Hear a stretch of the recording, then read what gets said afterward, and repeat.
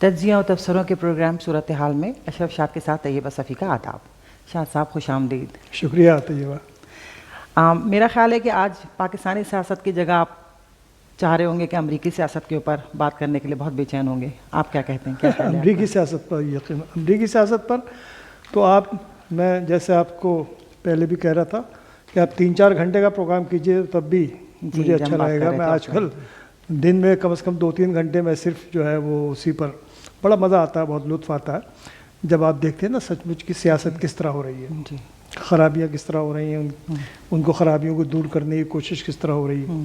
تو واقعی لطف آتا ہے. اور میں یعنی اس پر یقیناً میں چاہوں گا بھی کہ جو بہت سے پہلو ہیں جو امریکی سیاست جو اس وقت جو رخ اختیار کیے ہوئے ہیں کہ اس کے بارے میں کچھ گفتگو کی جائے. اور ہمارے جو بہت سے جو دیکھنے والے ہیں ناظرین ہیں ان کے ذہنوں میں بھی ظاہر ہے سبھی خیر پڑھ رہے ہیں, سبھی کے سامنے سب کچھ ہو رہا ہے, اس قدر زیادہ ٹی وی پر اور اخباروں میں آ رہا ہے, سوشل میڈیا پر بھی, کہ زیادہ تر لوگوں کو علم ہے ساری باتوں کا, لیکن بہت سے پہلو ایسے ہیں جن پر گفتگو ہو سکتی ہے. بالکل. اچھا, کہا ہی جا رہا ہے کہ امریکی جو سیاست ہے وہ بالکل اسی ڈگر پہ چل رہی ہے جیسے کہ تھرڈ ورلڈ کنٹری جیسے پاکستان جیسے ملکوں کی سیاست چلتی ہے. آپ اس بارے میں کیا کہتے ہیں؟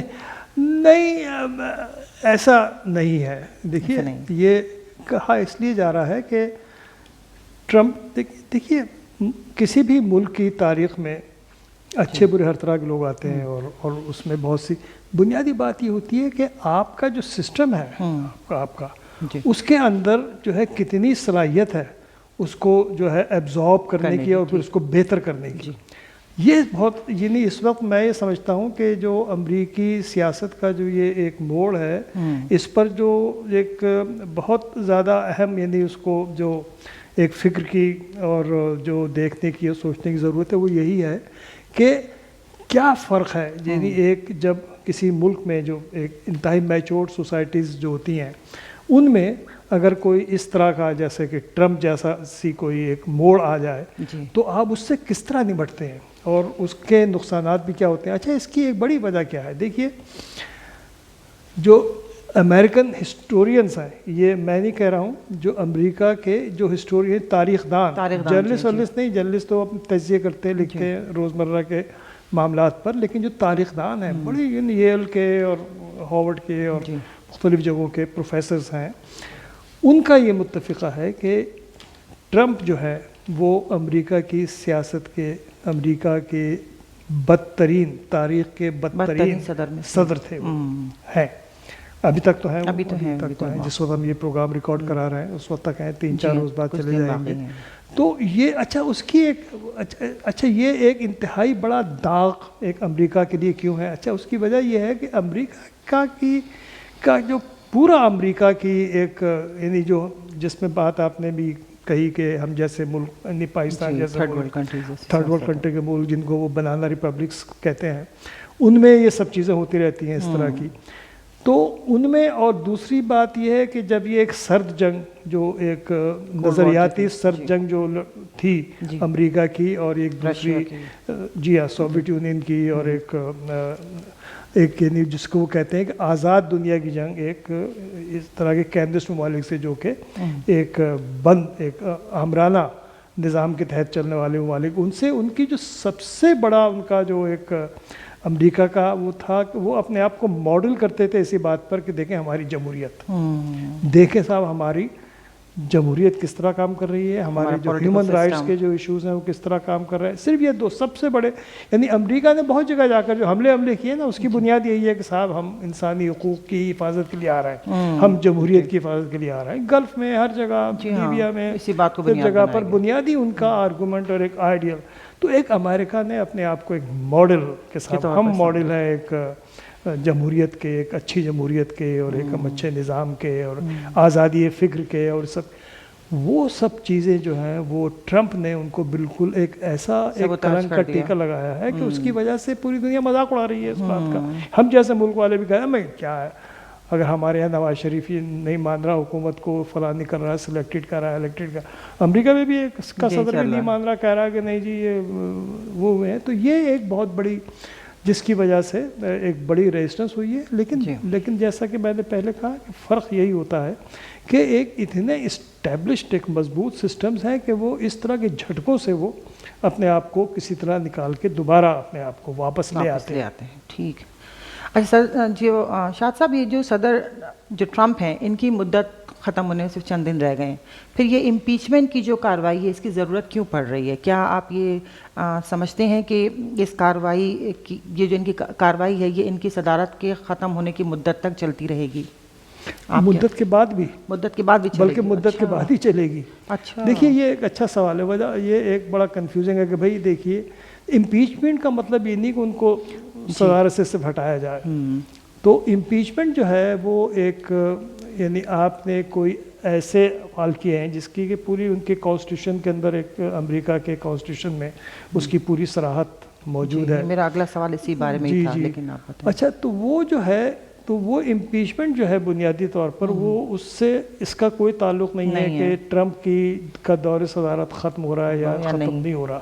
وہ تو ختم ہو جائے گا 20 جنوری کو ختم ہو جائے گا. بنیادی بات یہ ہے کہ اس کو ہسٹوریکلی اس کو جو ہے وہ انہوں نے ٹرمپ کو ایک انڈائکٹ کر کے، انڈائکٹمنٹ ہو گیا ان کا. اب ان کو اس کا سزاوار قرار دینا ہے کہ جو انہوں نے ایک صدر کی حیثیت سے وہ کام کیے جو ان کو نہیں کرنا چاہیے تھے، جو کہ خلاف دستور تھے، جو ان کی صدارت کا جو اوتھ ہے، حلف ہے، اس کے خلاف تھے.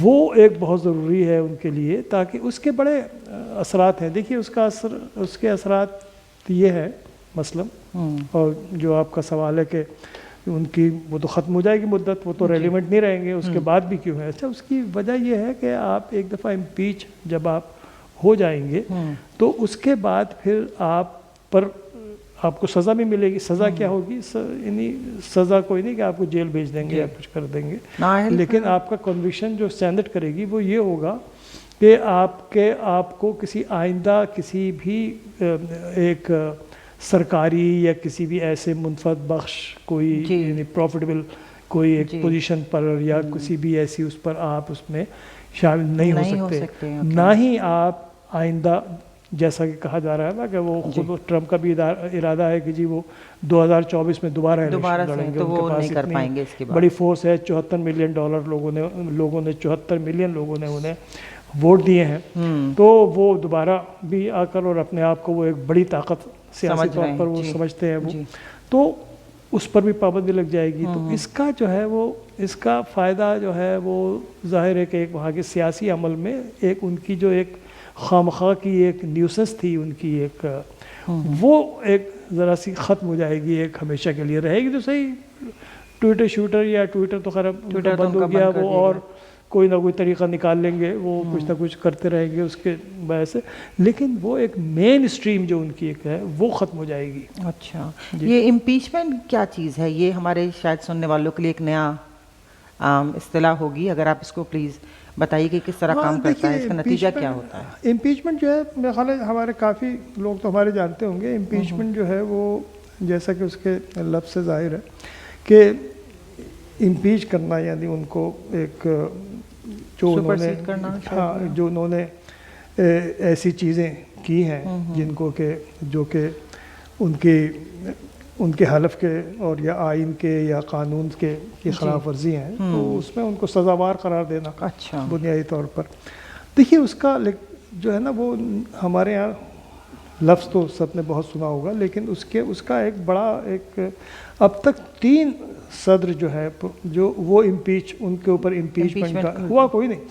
دیکھیے نکسن جو اس سے پہلے بھی ایک صدر تھے، لیکن جو ریسنٹ ہسٹری سمجھ لیجئے کہ اس میں نکسن کے خلاف امپیچمنٹ، نکسن جب یہ واٹر گیٹ اسکینڈل ہوا تھا بہت بڑا، تو اس میں نکسن جو تھے وہ ایک بڑے اہم صدر ہیں امریکی دور کے، ایک بڑا ان کا ایک نام تھا، بڑا اثر ہے ان کا، لیکن انہوں نے ایک ایسی حرکت کی، ایک چوری کرائی اپنا واٹر گیٹ جو کہ ڈیموکریٹک پارٹی کا آفیسز تھے اس میں انہوں نے، تو ان کے خلاف جو امپیچمنٹ کا ہوا. اچھا انہوں نے کس طرح بچت کی؟ انہوں نے ریزائن کر دیا پہلے، اس سے پہلے کہ سینٹ نے امپیچ کر دی، انہوں نے ریزائن کر دیا، چلے گئے. ان کی جگہ جو ان کے دوسرے ایک قائم مقام صدر تھے، غالباً فورڈ تھے میرا خیال ہے، وہ پھر صدر ہو گئے اور وہ چلے گئے. اچھا جیسا کہ اب یہ ان سے ٹرمپ سے بھی یہی کہا جا رہا تھا نا، بلکہ ان کے خود پارٹی کے لوگوں نے کہا کہ آپ ریزائن کر دیجئے، تو ریزائن کرنے کا فائدہ یہ ہوتا کہ وہ چلے جاتے، امپیچمنٹ کی پھر کارروائی نہیں ہوتی، اور پینس جو ہے جو 2-4-5 دن ہے اس کے لیے وہ قائم مقام صدر ہو جاتے۔ دوسرا جو تھا کلنٹن کے خلاف ہوا امپیچمنٹ۔ کلنٹن جو ہے ان کے خلاف جو یہ مونا لیونسکی کا اسکینڈل تھا، ایک لڑکی کا جو انٹرن تھی ایک وائٹ ہاؤس میں، اس کے ساتھ جو ایک سیکس اسکینڈل تھا ان کا، اس میں وہ پروو ہو گیا تھا ظاہر، تو اس کی بھی اس میں جو ہے وہ بھی انڈائیکٹ ہوئے تھے ہاؤس سے، لیکن سینٹ سے نہیں ہو سکے وہ۔ اچھا، سینٹ سے کیونکہ اس میں ڈیموکریٹس کی اکثریت تھی تو وہ پھر ناکام ہو گیا، تو وہ پھر امپیچ نہیں ہوئے تھے۔ ٹھیک ہو گیا۔ اس کے بعد جو ایک ریسنٹ سب سے امپیچمنٹ ہوا پچھلے سال ہوا، وہ انہی کا ٹرمپ کا۔ اچھا، ٹرمپ کا جب انہوں نے ایک ٹیلی فون کیا تھا اس کو، ایک یہ رشین سلسلہ چل رہا تھا، تو انہوں نے یہ جو بائیڈن کے خلاف جو ہے وہ کچھ مٹیریل وہاں سے لینے کے لیے انہوں نے دباؤ ڈالا تھا رشیا پہ نہیں، وہ دوسرے جو رشیا کے ساتھ کیا نام ہے، تو وہ اس پر اچھا وہ بھی امپیچ ہاؤس سے ہو گئے تھے دوبارہ، لیکن سینٹ سے نہیں ہوئے، کیونکہ یہ جو ووٹنگ ہوتی ہے سینٹ۔ اچھا، اس میں میرا خیال ہے زیادہ تر لوگوں کو تو پتہ ہے، لیکن مزید میں بتا دوں کہ جو امریکہ کی جو سیاسی ان کا جو ڈھانچہ ہے وہ اس طرح کا ہے کہ وہ بائی کیمرل جو ہوتا ہے نا، یعنی اس میں 2 ایوان، یعنی ایک ایوان جو ہے وہ ایوان نمائندگان کا رہتا ہے، ہاؤس آف ریپرزنٹیٹیو جسے ہاؤس کہتے ہیں، اور دوسرا سینٹ ہے جو کہ ایوان بالا ہوتا ہے۔ کوئی بھی جو لا ہے وہ پہلے جو پاس ہوتا ہے ایوان نمائندگان سے، ایوان سے، ہاؤس سے، اور اس کے بعد سینٹ سے جا کر وہ اپروو ہوتا ہے۔ اچھا، اس میں مسئلہ کیا ہوتا ہے اکثر کہ جیسے ہاؤس کے اندر ہمیشہ ڈیموکریٹ کی پچھلے دنوں سے ایک اکثریت تھی، اور سینٹ کے اندر جو ہے وہ اکثریت جو ہے وہ ریپبلکن کی تھی، تو اسی پارٹی لائنز پر ووٹنگ بھی ہوتی ہے۔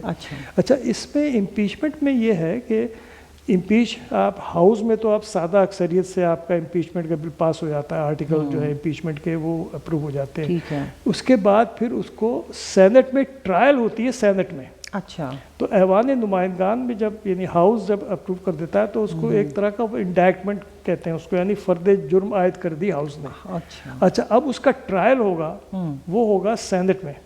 اچھا، سینٹ کے اندر اس ٹرائل کو اوورسی کرتا ہے سپریم کورٹ کا چیف جسٹس۔ اچھا، اور پھر ٹرائل میں اس کے بارے میں ہوتی ساری، جس طرح ایک عام کورٹ کا ٹرائل ہوتا ہے نا، اس طرح سینٹ میں ٹرائل ہوتا ہے۔ اس میں پاس ہونے کے لیے 2/3 اکثریت چاہیے۔ اچھا، وہ سادہ اکثریت نہیں، 2/3 اکثریت چاہیے ہوتی ہے۔ اگر 2/3 اکثریت مل جائے، جیسا کہ نہیں ملی تھی پچھلے جب یہ ان کا امپیچمنٹ ہوا تھا ٹرمپ کا، اس سے پہلے جب کلنٹن کا ہوا تھا، تو وہ اس میں نہیں مل سکی تھی۔ تو اب اچھا، اب کیا ہے کہ اب جب سینٹ میں جا رہا ہے تو اب اس وقت خود ان کی اپنی پارٹی میں بڑی توڑ پھوڑ ہے سینٹ میں۔ اچھا، سینٹ میں ایک تو سادہ اکثریت حاصل ہو گئی ہے، اب جب یہ 2019 کو بیٹھیں گے تو اس میں سادہ اکثریت اب مل گئی ہے ڈیموکریٹس کو۔ ٹھیک ہے، اس میں یعنی وہ برابر کی سیٹیں ہیں، لیکن یہ کہ وائس پریزیڈنٹ کا کاسٹنگ ووٹ ہوتا ہے، تو وہ اس لیے ڈیموکریٹس کے پاس اکثریت ہے۔ ٹھیک ہے، تو 2/3 اکثریت کے لیے لیکن سینٹ میں اس امپیچمنٹ کو پاس ہونے کے لیے ان کو 17 ریپبلکن ممبرس کے ووٹوں کی ضرورت ہے۔ اچھا، اس میں کئی جو سینیٹرز ہیں وہ تو کہہ چکے ہیں کہ ہاں جی ہم دیں گے، چند نے کہا، لیکن یہ ابھی تک بہت سے جو سینیٹرز ہیں، تو اب یہ دیکھنا یہ ہے کہ اچھا مسئلہ یہ ہے بڑا دلچسپ ایک بات اس میں یہ بھی ہے۔